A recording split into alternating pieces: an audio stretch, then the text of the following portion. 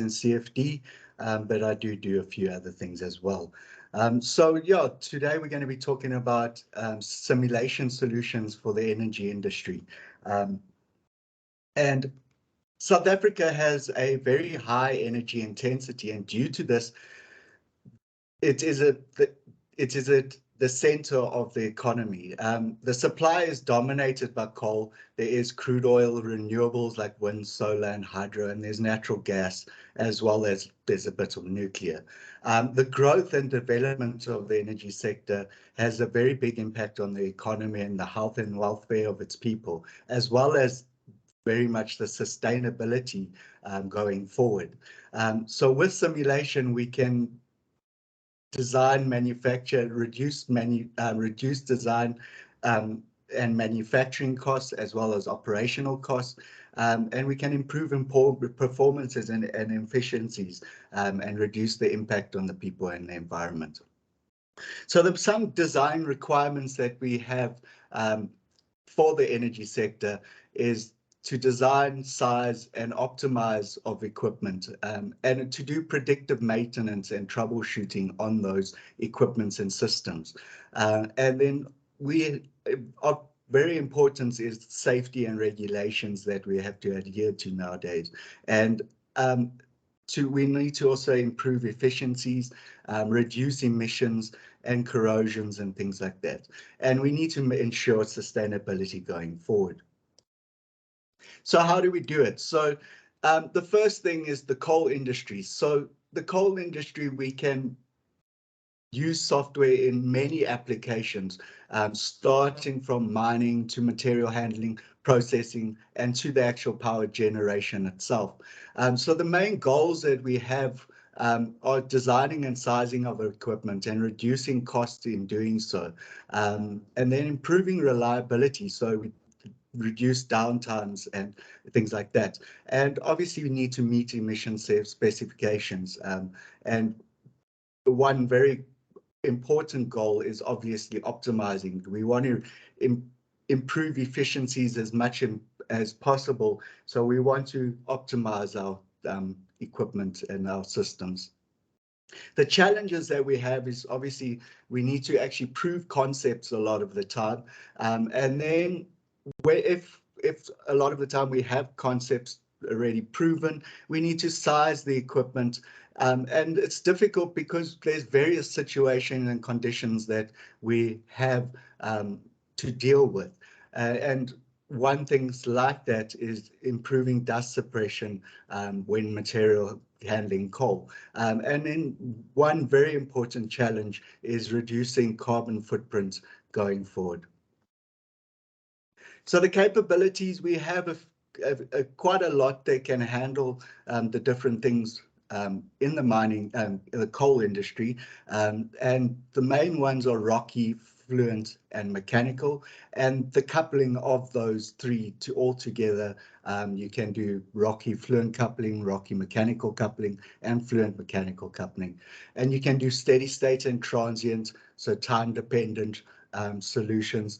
You can also look at flexible and polyhedral DEM particles, and you can look at breakage of those particles when you're handling the coal, for example. You can do solid fuel combustion in fluent, as well as multi-species, reactions, pollutions, corrosion, and those all fall in fluent, which is a CFD solver, computational fluid dynamic solver. And then things like stresses and deformation you can also get in mechanical. The solutions, obviously we have a very accurate flow and energy solver, which is in Fluent and CFX. And we also have a discrete element modeling, which is rocky when you're dealing with handling of your material. Then there's also the FEA solver, if you want to do structural analysis. Then you have a host of different scripting tools where you can do customized features if you need to. And then design exploration is very important, being able to look at a set of different things at different scenarios.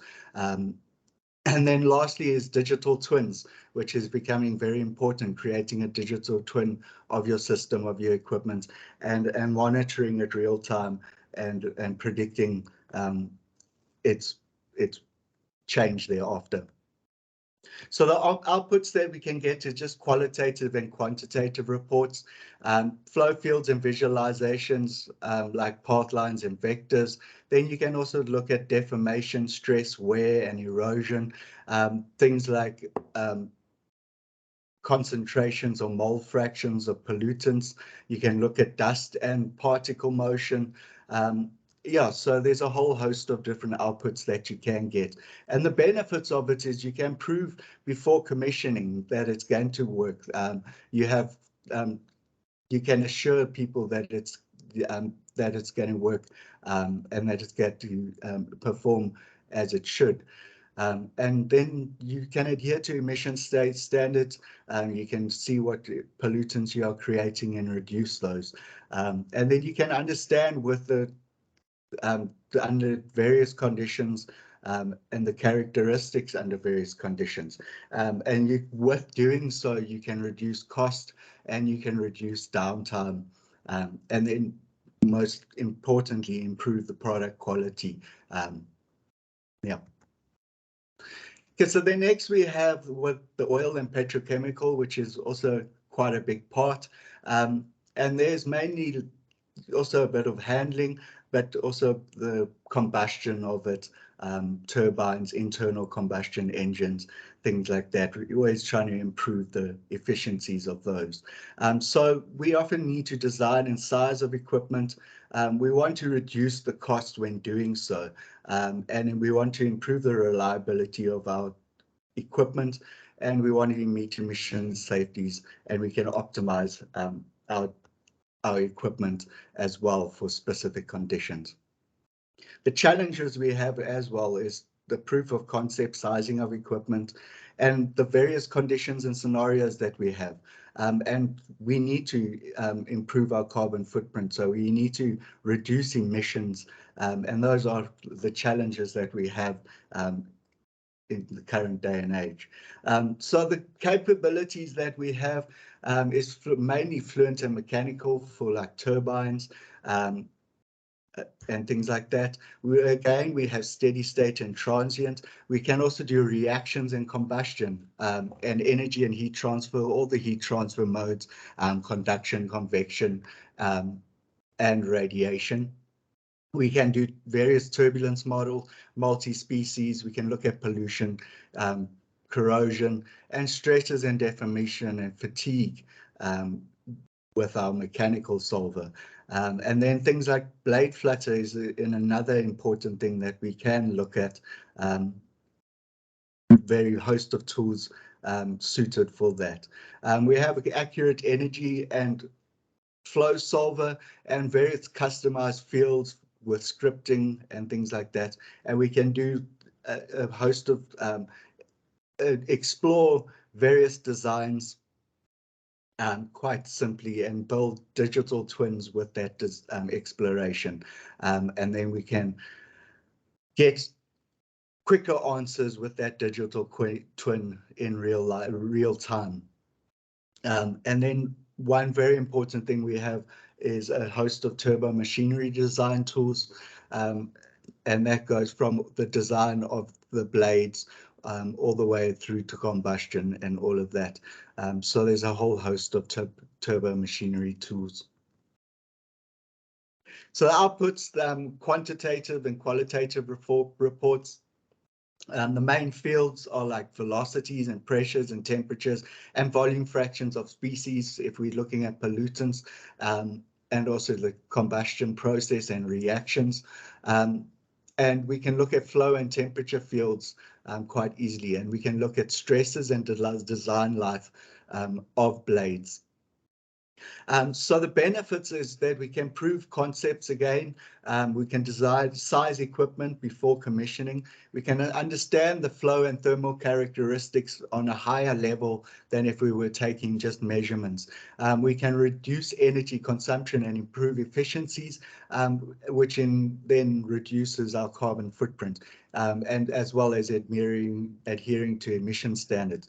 We can understand the characteristics under various conditions, and we can reduce the costs and downtimes as well, which, as we know, if we have a failure, it is very expensive to shut down things and start them up again.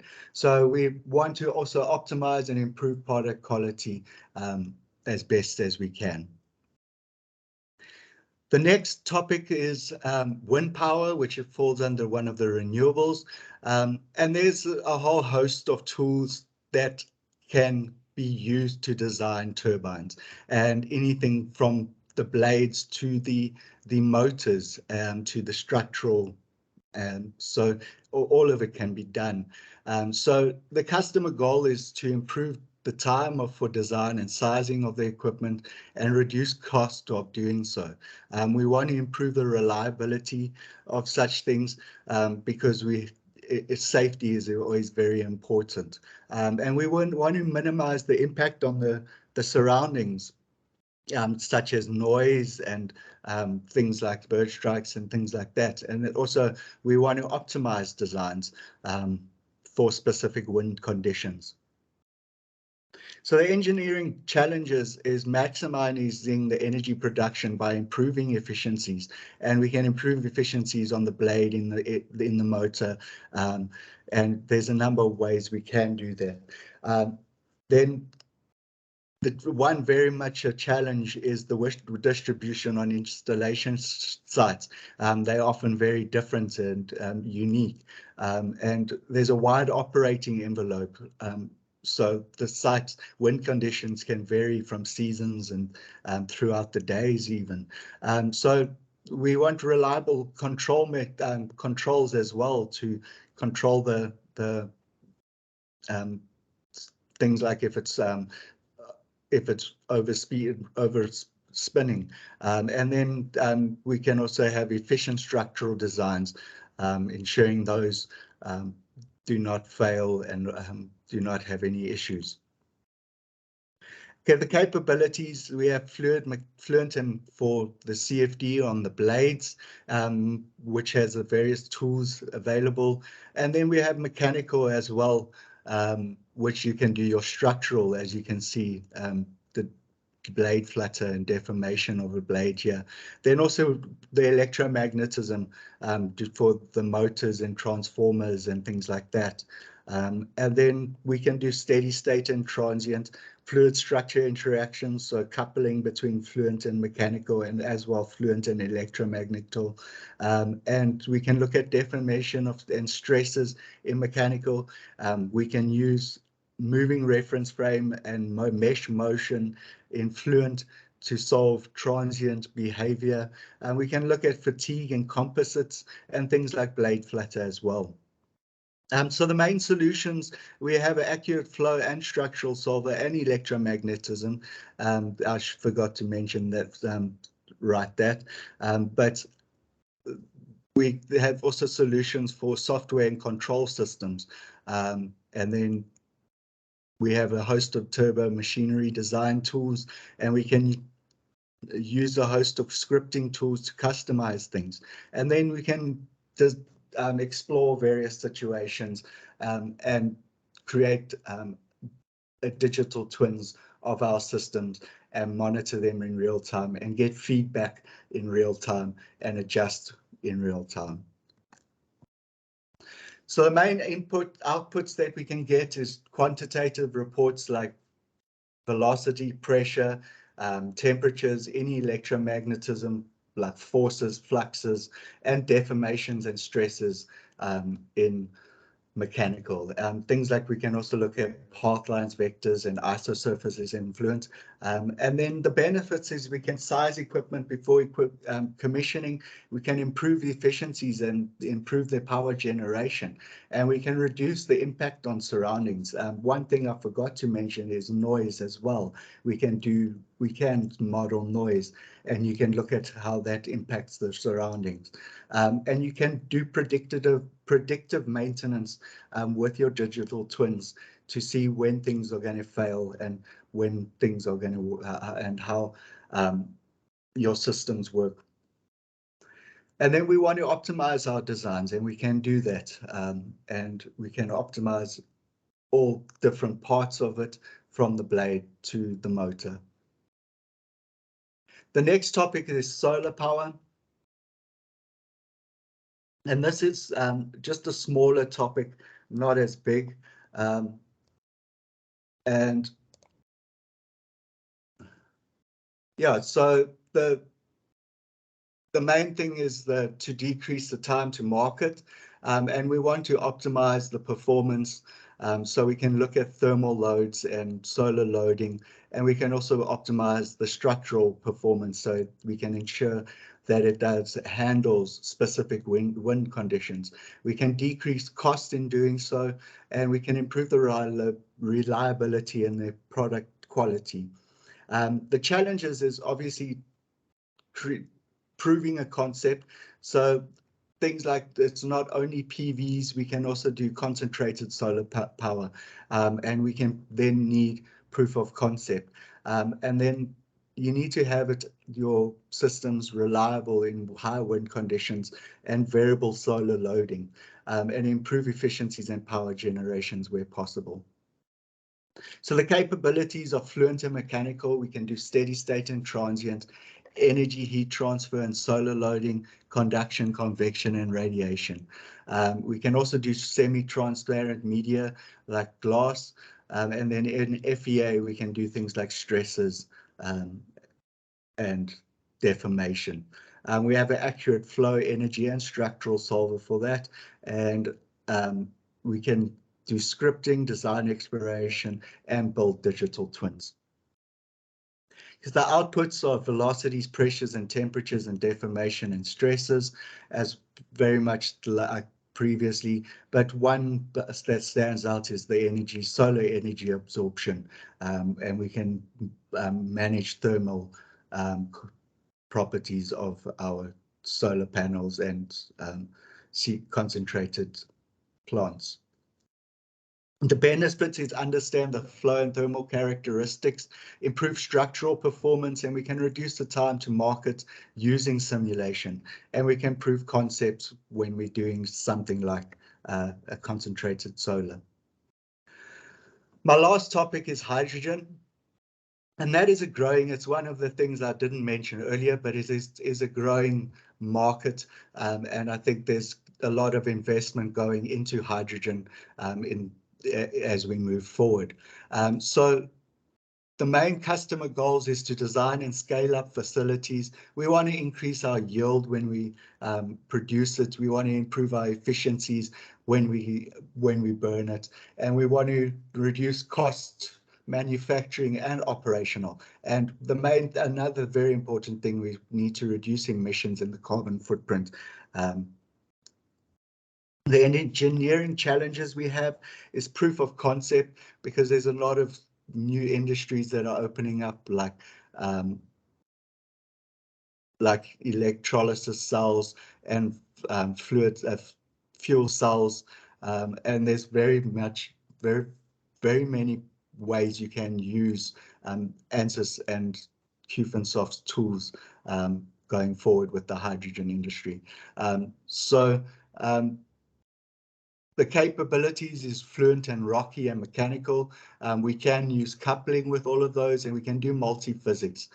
We can do steady state and transient, energy, reactions and combustion, multi-phase. We can do electrolysis, hydrogen fuel cells, and we can do predictive maintenance with digital twins. And then we can optimize our designs as well. So the solutions are that it's a very accurate flow and energy solver as well as a structural solver. And we can do custom fields and exploration and digital twins. So outputs like velocity, pressure, temperatures, and volume fractions of species. We can look at path lines and vectors and isosurfaces. And the benefits of it, we can size equipment before commissioning. We can reduce the cost and time to market. We can improve safety and reduce downtime, and improve the yield and efficiency as well, and reduce emissions in doing so. All right, so with that, I want to discuss the combustion as a whole, because there's various tools available, from fuel libraries to one-dimensional reactor models to full chemistry computation in CFD. You can do turbulence, droplet, coal particles, pre-mixed, partial pre-mixed, and non-pre-mixed. You can do radiation, real gases, and pollutants as well. And then you can do equivalent reactor networks for emissions as well. And then you can do internal combustions in Forte. The next topic is digital twins. And a digital twin is a real-time virtual copy of an actual operating machine that provides insight into individual product performance and maintenance. We use sensors like connecting to IoTs, and relay that data, temperatures, pressures, and we can then adjust to that and use it in our control systems, and also predict when we may have failures and what's going to cause them. Next thing is Rocky, I would like to mention, and Rocky is it's a granular flow particle solver. It uses multiple can use GPUs, can use non-spherical shapes, and it can do breakages, and it's fully integrated with Ansys. So this was one on a simulation where there is coal combusting in a chamber there. So we can do two-way motion, two-way fluent, two-way mechanical coupling, as well as like OptiSlag and Twin Builder and Minerva. All right, so that comes to my end of my presentation. I am going to now just do a little demo to show you a little bit of the capabilities that we have.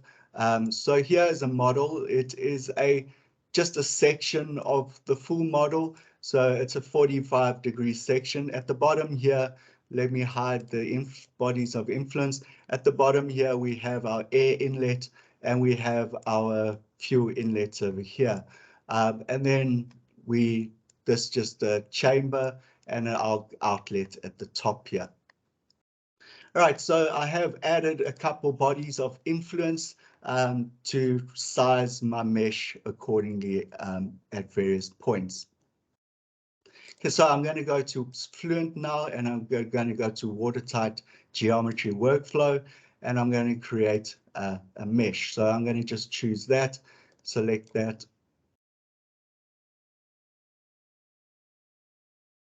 Let that open. Okay, so there are various hosts of tools and energy combustion models available, as I said, from. Sorry, that's not.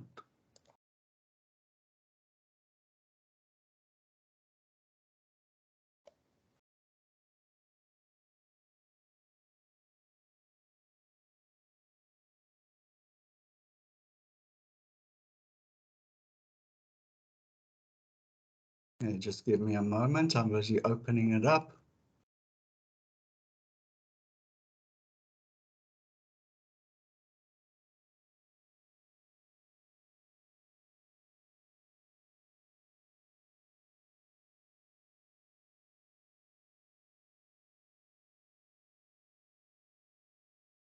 Okay, so I've imported my geometry into my meshing. I want to add local sizing, so I'm going to add, say, update. The first things I want to do is just add bodies of influence to the small one. I'm going to make that 2.5 millimeters, add the sizing. I'm going to set another body of influence to the next one, add that, make that 5 millimeters. And then I'm going to add a last one, a body of influence of 10 millimeters on the large one, and add the local sizing.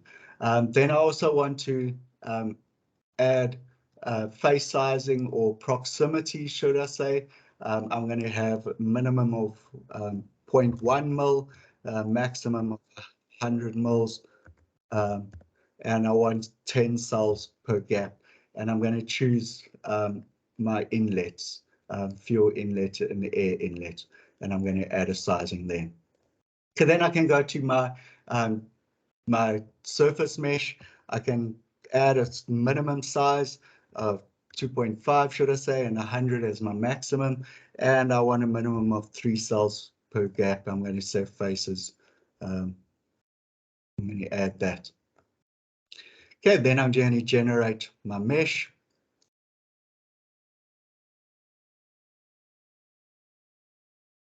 What is going on?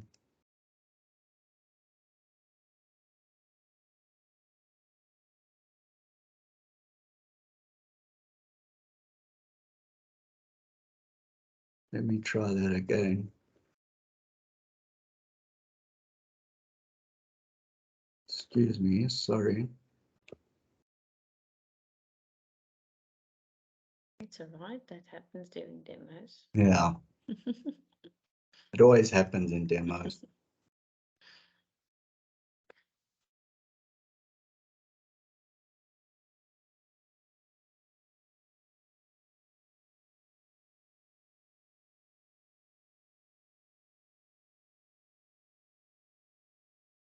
Right, let me do that again. Let me just add the sizing, body of influences,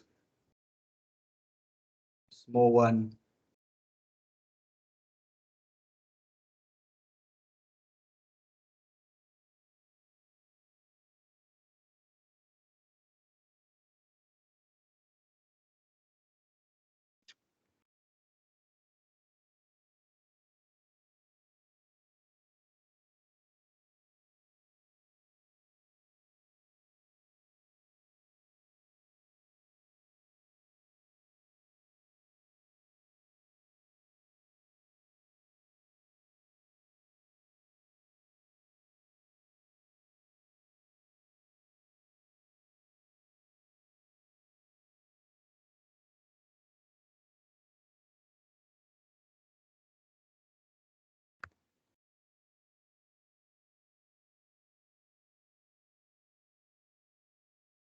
Yeah, there we go. Hopefully this works now.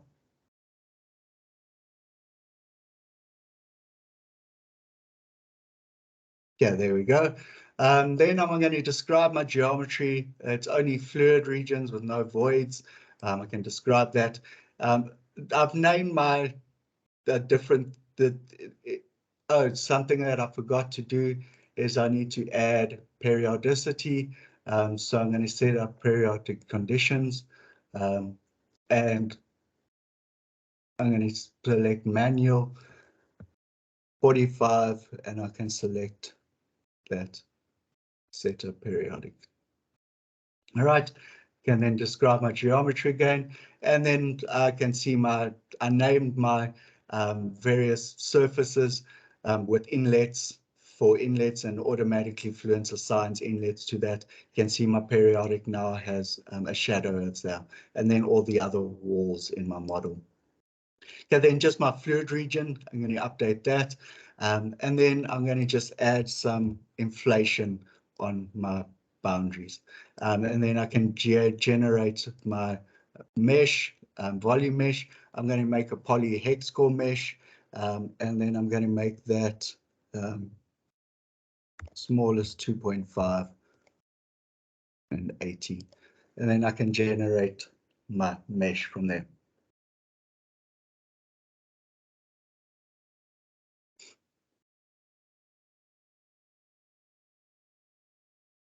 All right, it's nearly there.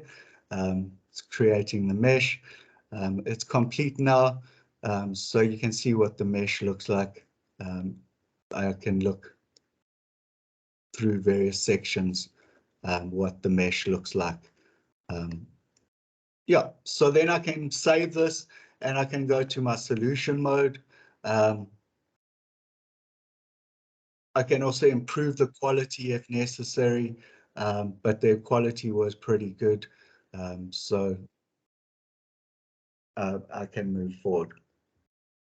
Okay, so the next thing I need to do is set up my model. So the first thing is I'm going to turn on energy, switch on energy equation. I'm going to leave my viscosity, it's K omega SST. Radiation, I'm going to switch on. I'm going to just use discrete coordinates, and I can have it every 10 iterations. If I wanted to, I can reduce that to every iteration if necessary. And switch on. And then the next thing is I'm going to switch on my species because I want combustion. So there's various different options. I'm going to just use a species transport. I'm going to show you the easiest way to do such. Then I'm going to import a mechanism, and then I can browse for the file, import that, and I can browse for the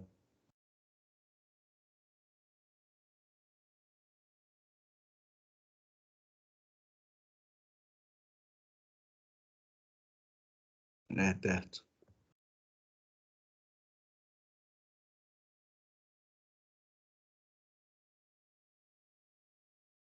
And I'm going to import that.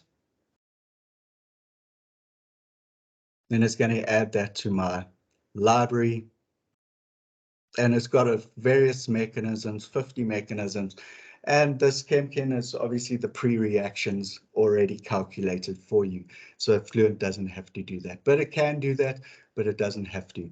Then I'm going to just do volumetric reactions, and I'm going to select energy dissipation for now. I can use relaxation if I wanted to, and I can apply chemistry agglomeration to prevent the calls, as many calls to the chemistry as possible. Right. So then the next thing is I need to set up my boundary conditions. So my inlet for my fuel, I wanted a specific profile. So this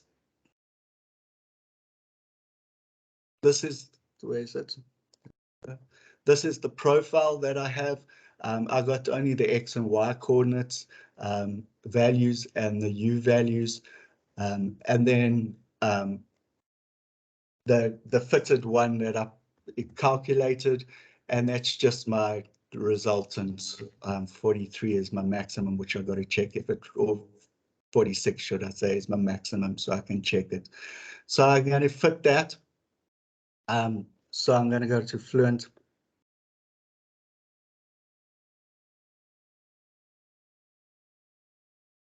And I'm going to select my air, my velocity. I'm going to specify components, and I'm going to specify cylindrical. Okay, then I'm going to do an expression for the tangential velocity. So I'm going to open that up, and then I'm just going to go to this. This is my tangential velocity. I'm going to copy this, put it in here, and then I've got to replace this with, so that's x to the 4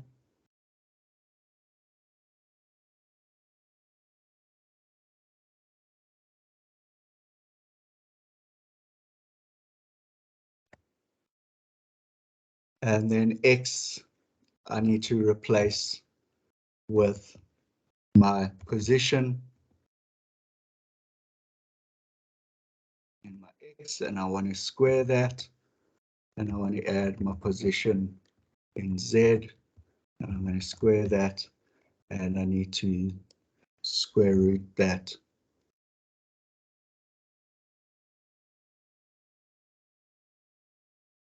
And that needs to be to the power 4. Just copy that.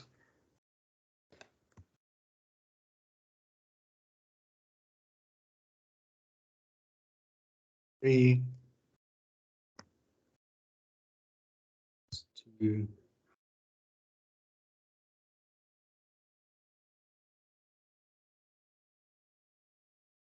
that's 1.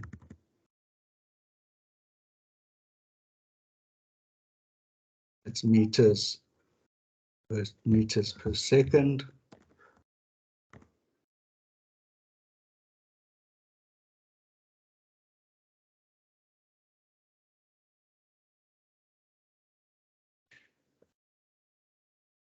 Seconds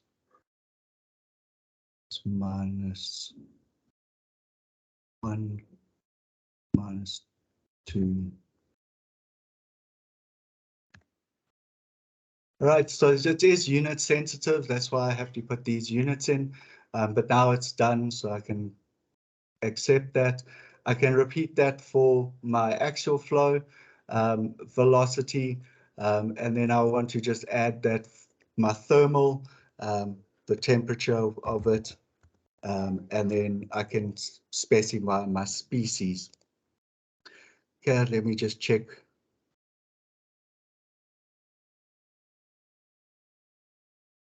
Okay, so the species is mainly oxygen. And then the last one in the list is nitrogen. So the remainder of it's going to be nitrogen. Sorry, that should be. Yeah, then I apply that.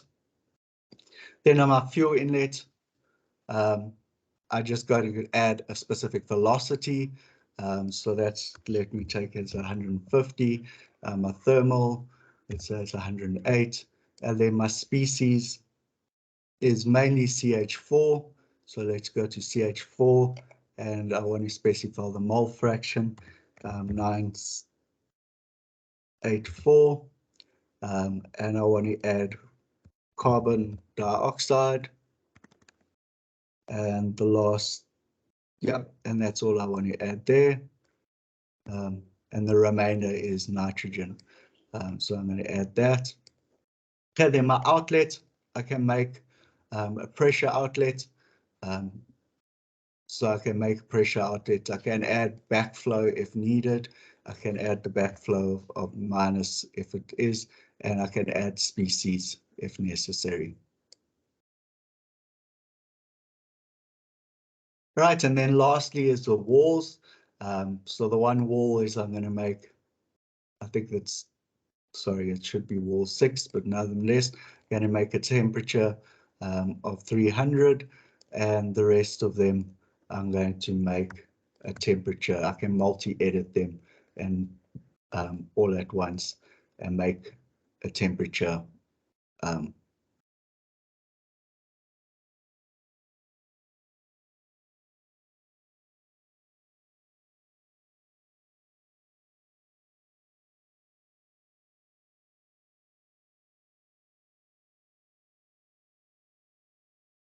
Yeah, so there it is.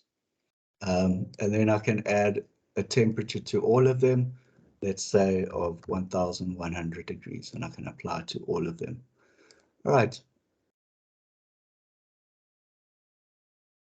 Then I can close this.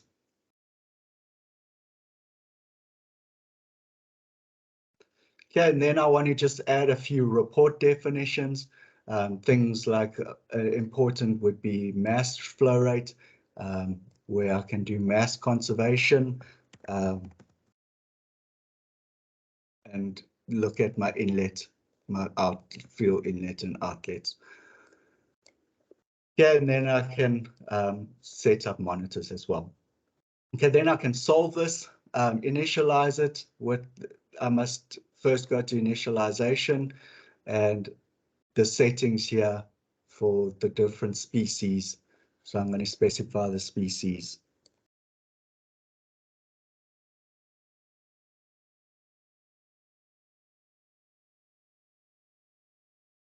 And that's just going to be oxygen of 0.35,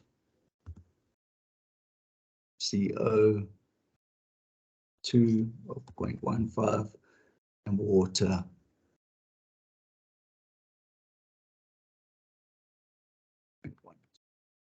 I apply that, then I can go to initialize, and then I can click solve, or I want to add that. Right, so I'm just going to go to the next one where I have solved one already. So this is one that has solved. And then there's other things that we can do once it's solved. It's post-processing. We can look at switch on NOx gases, for example. We want to switch on the thermal and prompt NOxes, use partial equilibrium, and specify the equivalence ratio, which you can calculate. And then turbulence, we can specify temperature dependence on that. And then, yeah, once we've done that, we can solve that, and we can show the temperature in the reactor. You can see the flame developing there. I can show the flame, and then I can also, once I've done the NOx gases, I can just look at the NOx gases in there. I can also evaluate things like create surface integrals, where I can evaluate, for example, the outlet, where I've created a Combustion field function, or I can add integral there.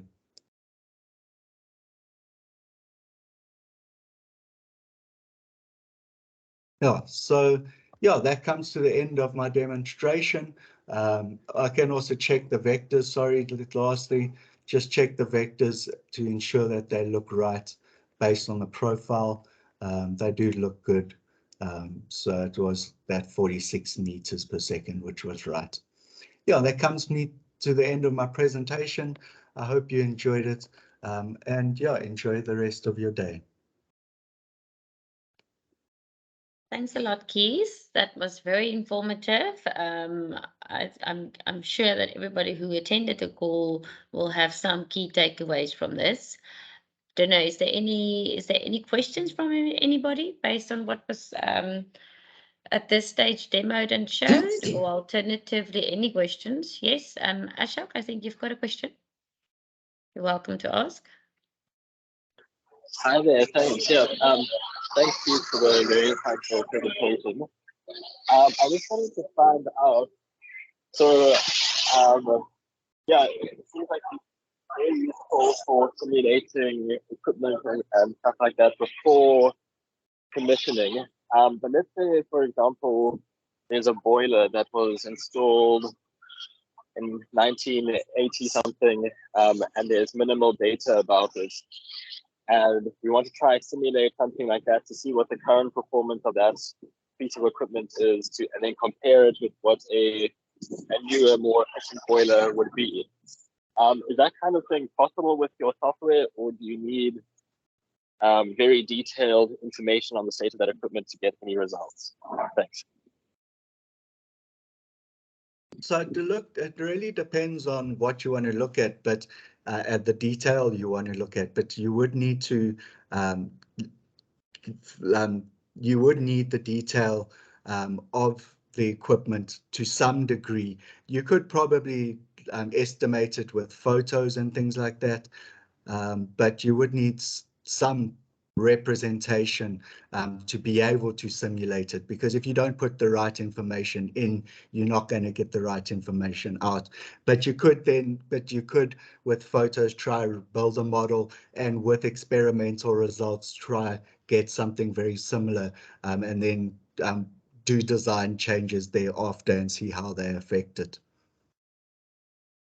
Right, so thanks. So something like, let's say you had the amount of, you had the capacity of the boiler, and then you had the amount of fuel that it consumes, and then some kind of estimated efficiency or something like that.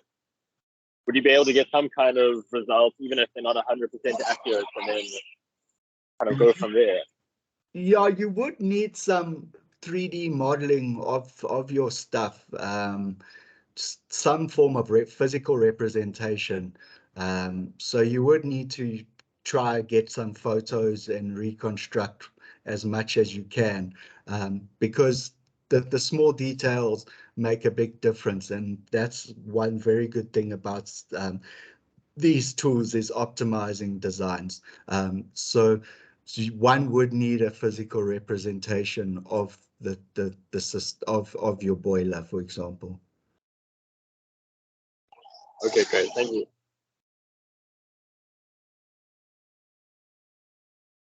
Okay, any other further questions on that?